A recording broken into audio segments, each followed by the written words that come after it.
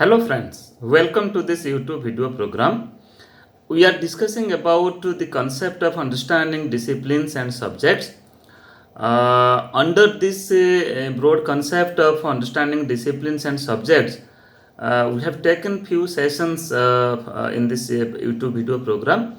Initially, we have discussed about the concept of data, the concept of information, and the concept of knowledge. Then we have also discussed different sources of acquiring knowledge. Then further we have also discussed that from a knowledge base, from a particular types of knowledge, how a discipline has emerged, how a discipline has constituted. Then we have also discussed that from a discipline, how a school subject has emerged, how a school subject has framed. Then equally we have also discussed about the perspectives and the characteristics of a discipline.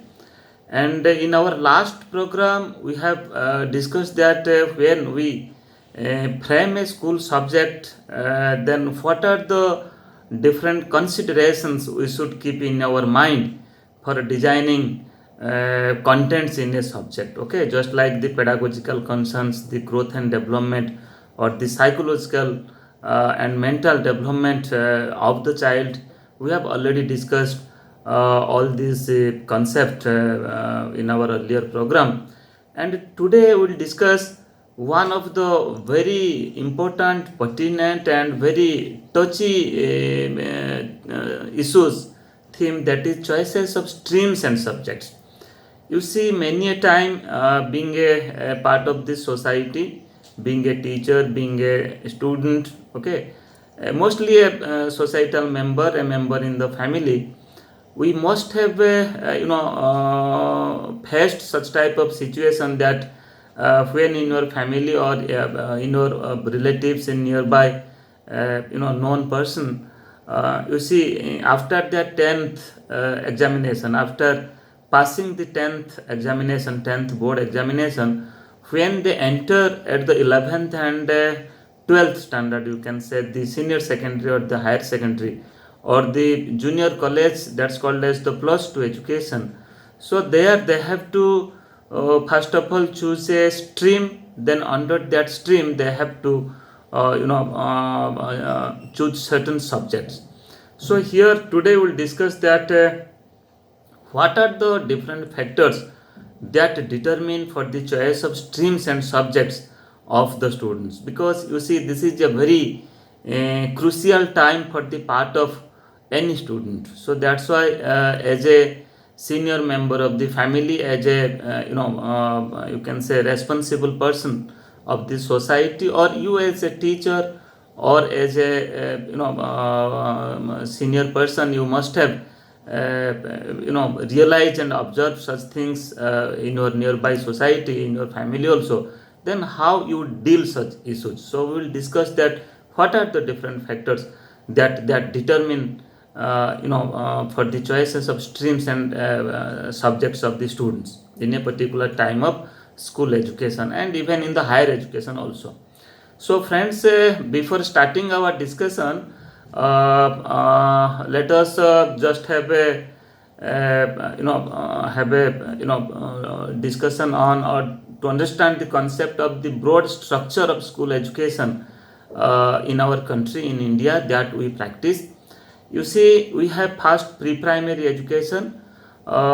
This is 2 years of pre-primary education, and we also call it is as early childhood care and education, ECCE. So this 2 years of education, that is, we can say the nursery and the kindergarten, or we can say KG1 or KG2, means before taking admission in first class 1, first standard. So the child, they have to study 2 years, that is the nursery study, or that is the pre-primary education. Okay, so pre-primary education that starts, you can say, the age of 3 plus. Okay, and after completion of 2 years of pre-primary education, that is your nursery and kindergarten, then the child enters in the formal system of education. Okay, formal system of education. So again, the formal system of school education is also classified or distributed in different stages.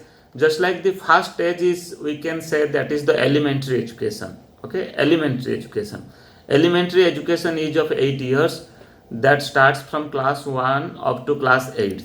Okay, and if you will bifurcate, if you will further divide the elementary classes or the elementary education, you can say we have the lower primary and the upper primary education. Okay, so elementary standard includes lower primary and upper primary. So lower primary, you can say, it starts from class 1 and it continues till class 5th. From class 1 to class 5th is the lower primary, and upper primary is, you can say, that is class 6th to class 8th, class 6th, 7th and 8th. And I think you must be knowing that as per the Right to Education Act 2009, so in our country, in India, there is the provision, there is the compulsory provision that state will provide a free and compulsory education to all the children, to all the children up to elementary education. So here education is free, and this is a type of right of the children, that the state will provide free education up to the age group of 6 to 14, or you can say up to the completion of elementary education till class 8.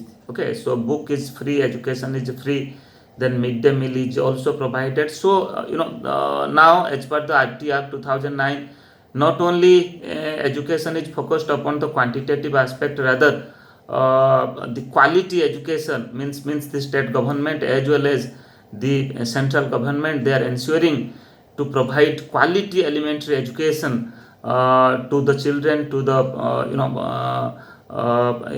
young generation of this country.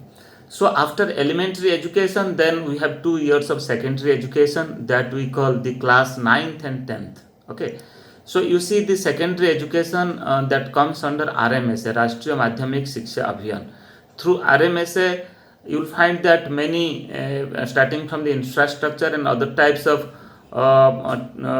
teaching and quality provisions in education is also providing to the schools. So class 9th and 10th is the secondary education. So after completion of secondary education, you see, in secondary education, in 10th we have a board. So after appearing the board exam, then who will pass, then they can take an entry in the higher secondary, that's called as the senior secondary or plus 2 classes. Okay, the junior college, that is 2 years of higher secondary or the senior secondary, or plus 2 first year and plus 2 second year. Okay, so that is 11th class and 12th class. So friends, as per our education system is concerned, you will find that up to 10th class, means including the elementary and secondary, mostly the subjects, that is the students, they are studying equal types of similar types of subjects. Okay, there is certain uniformity of the distribution of the subjects, distribution of, you can say, language, science, social science, and different subjects. But after completion of 10th exam, when the student take an entry at the higher or senior secondary level, here you see they have to choose a stream. You see, in higher secondary or the senior secondary, we have three, popularly we have 3 streams, that is the art stream, science stream, and the commerce stream. So up to 10th, they will not select any stream, they will not select any subject, because mostly the subjects that has been implemented in the school, all have to study, all have to take. But in the 11th and 12th, they have to first select a stream, either arts and humanities, or science or commerce. Okay, if they will select arts, then they will study the subject related to arts and humanities. If they will select science, they will study the subjects related to science. Okay, maybe mathematics, maybe physics, maybe chemistry, maybe biology, maybe statistics. Okay, And you will also find that few subjects are also a part of arts and humanities, that is also a part of science also, just like mathematics, statistics, economics. So these subjects are being studied across the discipline.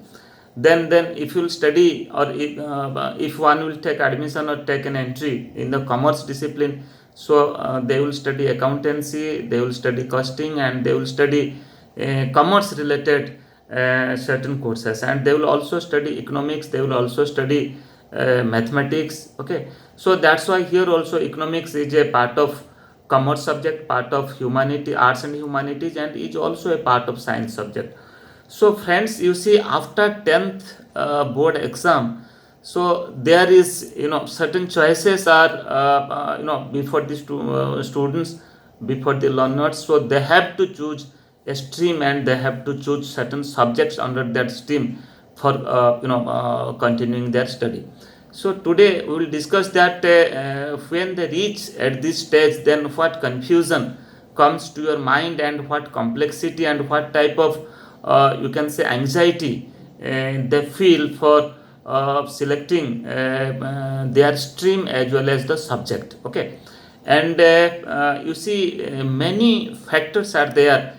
Because of certain factors, many a time you see, the learners, the young learners, they compel to study a particular discipline, though the learner is having his or her aptitude or interest in that field. Okay, so many factors are there. We will discuss one factor, one after one factor in this program. First we will discuss the first factor for choosing the streams and subject, that is the student itself, the learner, the learner himself or herself, and the school. So the learners or the students and the school is first, is the primary factor first. Okay, so try to understand that how learners are the factor. So many a time you will find that if you ask a young student who has passed in 10th board exam, you will ask that in which stream, in which subject you want to study, if you want to continue your higher education, continue your senior secondary education, higher secondary education. So many a time you see, they are not so matured enough, but learner and students as a factor, we should consider that what is their aptitude, in which areas their interest is there. Okay, their inclination is there. Okay, so whether they want to study science, whether they want to study language, literature, or art subject, or they want to study commerce subject. Okay, so here this is not only that the learner is saying he or she will pursue this branch, but whether the learner is having, whether the student is having such aptitude in that stream, in that discipline or not, you have to know it. So that's why the interest, the aptitude, and the knowledge base of the student, of the learner in a particular discipline, in a particular stream, that becomes a factor for choosing the stream as well as the subject. Then school. So many a time you see school becomes a factor. Okay, so you see, let you are a student of a rural area, and you have very limited choices. You have let nearby 2-3 schools are there, then you have to choose a school, that in which school you will study. Okay, and when you will choose a school, then definitely certain things that comes to your mind, just like the availability of the teacher, the availability of the subject. It is not necessarily that all senior secondary schools they are offering all the streams, the art stream, science stream, as well as the your commerce stream. So many a time, let you are interested in science discipline, but in your nearby senior secondary school science discipline is not there, commerce discipline is not there. So by compulsion you are studying in that school, you are choosing another discipline, you are choosing another stream. So the availability of the infrastructure in the school, availability of the efficient effective teacher in that school, and availability of school, availability of subject in that school. So these are the availability of when we are talking about the availability of infrastructure, it means we can say the let you want to study science discipline, but adequate lab facility is not there. Okay, and practical is not conducted properly in that institute, in that school. So these are the certain school related factor. First of all, whether you are getting a suitable school within your locality or not, within your reach or not, within your proximity or not. Then after, if you are getting a school, whether efficient teachers are there or not, those are appointed specially for to teach the subject at the senior secondary stage. Then after, you will see whether the school is having adequate infrastructure for managing higher secondary subjects or not, for conducting practical or not, for doing other types of activities or not. Okay, so these are the certain things the learners and the students, they keep it in their mind when they select a stream as well as a subject. Then the second factor that we will discuss, that is the discipline and subject itself. You see, as earlier we have discussed, when we are discussing about the characteristics and perspectives of a discipline, we have discussed that every discipline is having a type of knowledge base, okay, a type of substantial body of knowledge. So that's why you see in science discipline, in science stream, you will find a substantial body of science related knowledge. In social science discipline, you will find that there is a substantial body of knowledge, certain theories, certain principles, certain research base, okay, certain you can say specific practices in that discipline. In language also, same types of things you will get. And when we talk about the commerce subject also, you will also find a substantial body of knowledge, a type of knowledge they address. Okay, so and a type of processes to acquire that knowledge they also adopt. So friends, when we talk about disciplines and subject is a factor, it means the inclination of the learners towards a particular discipline, because that discipline is having a particular type of knowledge. So that's why you will find that few students, few learners, they are having a deep inclination towards that type of knowledge, that form of knowledge. So that's why they select science discipline or the humanities or the arts discipline or the commerce discipline. So that's why the nature of knowledge, the body of knowledge, the knowledge frame of the particular discipline and subject is also one of the factor for determining the choices of streams and subjects by the students. Then third, we will discuss about the employability and career. So many a time you will find that after 10th, after appearing the 10th exam, the young students, they are asking to the seniors that what type of future perspective is there, what type of higher education scope is there, what type of job and employment opportunity is there in a particular discipline. Okay, in a discipline of science, in a discipline of social science, in a discipline of humanities, even if within science, the opportunity in physics discipline, the opportunity in you can say botany and zoology discipline, the opportunity in chemistry. Okay, even if in social science, they also ask that let they are interested to study social science, then many subjects are there under social science. You will find that the young minds, they are asking whether to select economic subject, whether to select a philosophy subject, whether to select a statistics subject, a mathematics subject, or a education subject. Okay, so such type of confusion, it comes to the mind of the learner. So that's why they select a subject, they select a stream where there is certain employability, where there is certain opportunity of career building. So that's why employability and career is another factor that determine for the choices of streams and subjects. Then again, we will discuss family.